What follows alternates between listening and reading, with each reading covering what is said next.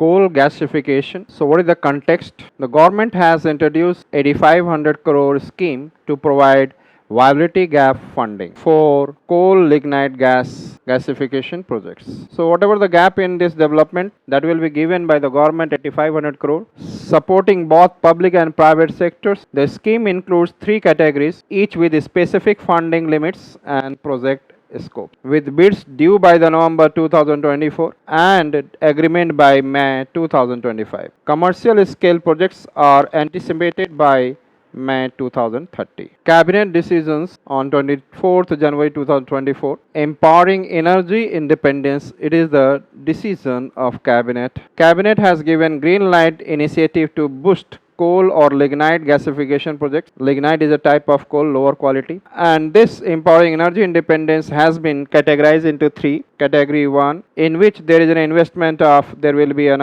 viability gap funding will be 4050 crore for public sector unit, supporting up to three projects. In the category 2, it is 3850 crore for private sector and government PSUs with 1000 crore per project. And in the category 3, 600 crore has been given for demonstration projects and small scale gasification plants. The coal lignite gasifications. Coal and lignite gasification is a process that converts solid coal or lignite coal into a gaseous mixture of hydrogen, carbon monoxide and carbon dioxide. Here we can see how it is happening, the basics of gasification process. In this one we'll have to see there will be a need of oxygen, coal and water. So here it will be, there is an injection of, in this chamber there will be injection of oxygen, there will be injection of oxygen, coal, and then there is a what?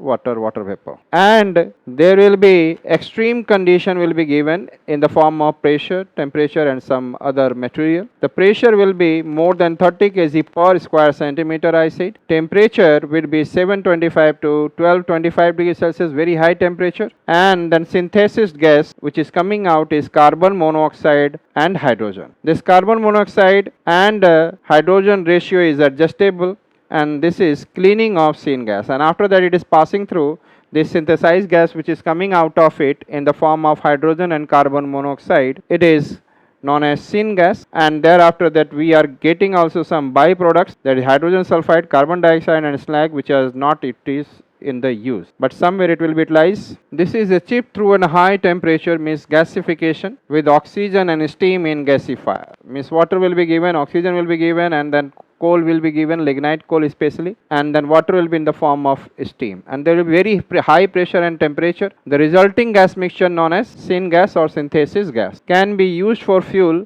for power generation, for chemical synthesis, or as a feedstock for producing synthetic fuels and chemicals. Other fuels and chemicals can be produced with the help of it. Gasification offers a cleaner alternative to direct combustion of coal, with the potential to reduce emission of sulfur dioxide and other particulates. Means if you burn the coal, there will be a lots of, I said, harmful greenhouse gases will be emit, sulfur dioxide will be emit, some particulate matter will be emit, but if it has been done gasification, then it will not happen. It also enables the capture of carbon dioxide, which can be sequestrated to mitigate climate change. Means, so whatever through the gasification carbon dioxide is coming out, it will be, I said, that not emitted into the atmosphere, so it will help us to reduce the carbon dioxide. This technology supports the transition to a more sustainable energy system by utilizing abundant coal resources more efficiently and with fewer environmental impacts. So it will have a good environmental impacts. What is primary output of the coal and lignite gasification process? So it is option A, hydrogen, carbon monoxide, syngas or carbon dioxide. So please write your answer in the comment.